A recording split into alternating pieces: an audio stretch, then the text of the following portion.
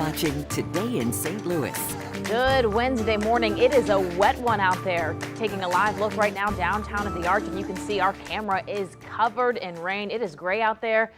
And I know Anthony is even tracking some severe storms in the area right now. As we say good Wednesday morning to you, I'm Allie Corey. Savannah is enjoying some vacation. Anthony, I see a lot of green there behind you. Yeah, so the good news is nothing is severe, but if you think about the flash flooding, we have that sometimes, and yeah, that could sometimes fall into the severe category. There is a flash flood warning right now, and this is the big thing to note. It's out towards the Metro East, and it is because we've had so much heavy rain. We're talking 2 inches of rainfall already for places like Lebanon, Mascoutah, Belleville, Shiloh Valley, really getting rocked right now. And so if you're traveling, this is the thing to note. Never try to drive through water-covered roadways. We see it all too often, and that's why that flash flood warning is in effect. They've had 2 inches of rainfall in that location. It's moving west, so now St. Louis, we're starting to see some showers even in the heart of the metro, Forest Park out towards the Central West End, and then you're getting some light showers back towards Florissant, Bridgeton, and Maryland Heights. Spotty showers and downpours in the forecast through the day today, Allie. We'll walk you through what's expected for the rest of the day coming up in just a bit. All right, Anthony, thanks. New at 10, school hasn't even started yet, and already the district in Highland is dealing with a positive case of the coronavirus. Leaders say a staff member tested positive on Friday and didn't inform the district before yesterday's Teachers Institute Day. No students attended yesterday's event, and we're told the staffer was asymptomatic, showed no evidence of the illness. Still, the district says this does not change the current return to school plan. Today, St. Louis businesses could see new rules and restrictions to prevent the spread of the coronavirus. Mayor Krewson talked about it on Monday, saying they could announce something today. As of right now, we don't know what the new rules are, but it could target the younger age groups, considering half the people who have tested positive are in their 20s and 30s. Now, the mayor is going to address the city this afternoon at 2 o'clock. We will live stream that presser on the 5 on Your Side app. We'll send you notifications if anything comes about. The app is free to download in your app store. Normandy schools are getting ready to start the semester with a hybrid back-to-school plan, but not all teachers are ready to get back into the classroom. Our Ryan Henson is in Normandy this morning, where we expect teachers and parents to protest their concerns again today. Well, it's general health concerns combined with the frustration of their voices not being heard. That's what protesters were really saying yesterday, and that's what they're expected to say later this evening when they return here to continue to protest here right in front of the district administrative building.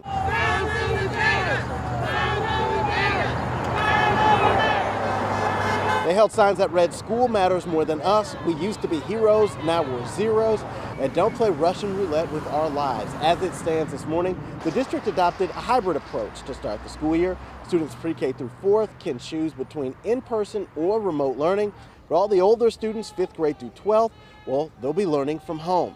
These parents and staffers say they want to go 100% virtual for every grade level for safety reasons. Limiting in-person classes allows the district to use social distancing guidelines while ensuring younger students get a strong academic foundation at these critical ages. Their voices put pressure on the district to rethink their back-to-school plan, and the district has some key dates coming up. This Friday, it's orientation for new staff members, and on Monday, teachers report back to class. We've reached out to the district, and we're going to be updating this story on 5 on Your Side. I'm Ryan Henson. And we do have an update, actually, Ryan. The Normandy Schools Collaborative issued a statement laying out its plan. District leaders will provide PPE, they say. They'll be in disinfecting supplies to ensure health and safety. Administrators are continually monitoring the amount of cases in the community, and they are prepared to act accordingly. We have posted that full statement. It's on KSDK.com. The Hillsborough School District makes a major update to its back-to-school plans. The board announced overnight that it is pushing the school year back a week. So it'll begin the year with a hybrid system on August 31st. It joins Fort Zumwalt and Francis Howell in delaying the first day of school to give teachers a little more time to prepare their new lesson plans. Half of the nation's elementary and high school students will study virtually only this fall. This is according to school data collection company Burbio. They say 52% of students will study online only, and just 25% will attend class every day in person. The remaining 19% will have some form of hybrid schooling. As of today, 4% of districts remain undecided and fluid. We are committed to facts over fear when it comes to the coronavirus. Whether your child is entering kindergarten or maybe they're headed to college, we know you have questions about what it's going to look like. And we've partnered with Education Plus to get your questions answered. Like this one. What is being done to ensure educational equity for all students in St. Louis? Well, here's your answer. All school districts are implementing plans to meet the educational needs of students within their districts.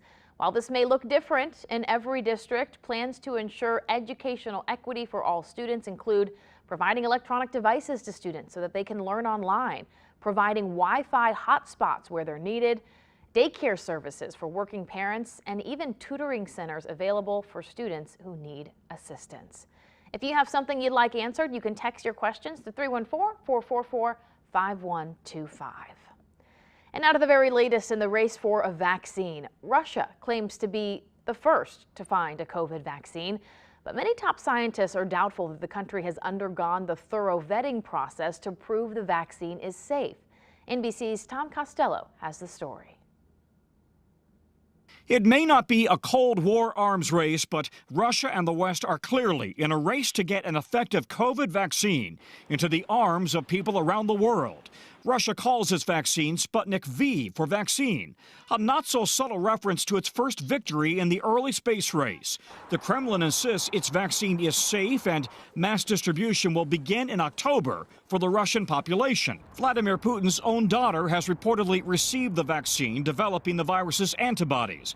But Russia has not yet published any of its scientific data and has not begun critical phase 3 human trials. U.S. experts, including Dr. Anthony Fauci, are skeptical. I hope that the Russians have actually definitively proven that the vaccine is safe and effective. I seriously doubt that they've done that. Dr. Michelle McMurray Heath represents America's biotech drug makers.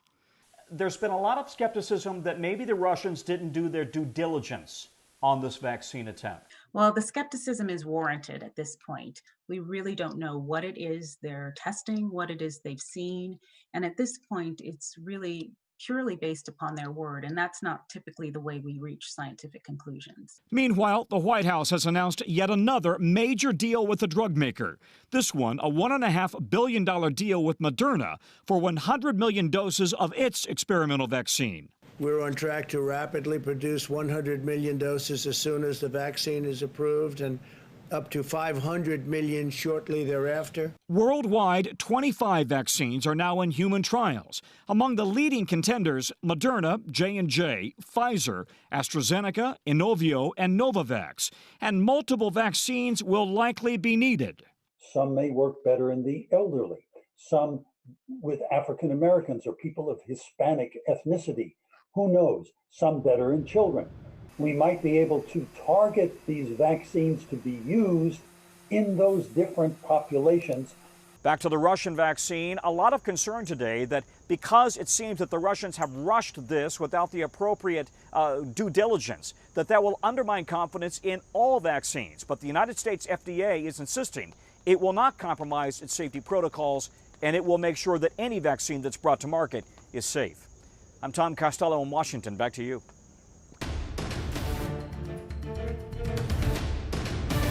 Now to the very latest on Decision 2020. Joe Biden and his newly selected running mate are preparing for their joint appearance today.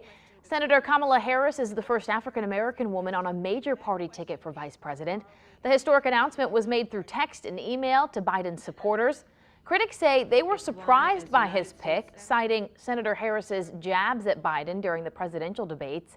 She'll now face off with Vice President Mike Pence this fall in a primetime debate. Also today, the Blues begin their defense of the Stanley Cup. Playoffs start tonight in Edmonton. They'll face the Vancouver Canucks in a best-of-7 series. That puck drops at 9:30, but before the game, back here at home, the Blues and Bud Light are going to be holding a rally parade. It starts at noon, and that will actually be in Baldwin. So I heard it's going to be a good time there. They've got a lot planned for it, but Anthony, I don't know. This weather's not looking so good. Yeah, something inside, that's for sure, over the next, say, 2 or 3 days until about Saturday. Then we'll be good to go. Okay. Yeah, at least the games are inside too, because if it was outside, boy, they'd be dealing with the rain delay possibly today. We've got showers out there right now, Allie. This is a look at the radar. Flash flood warning for the Metro East, Madison County. I'm talking to you, Belleville, O'Fallon, Illinois.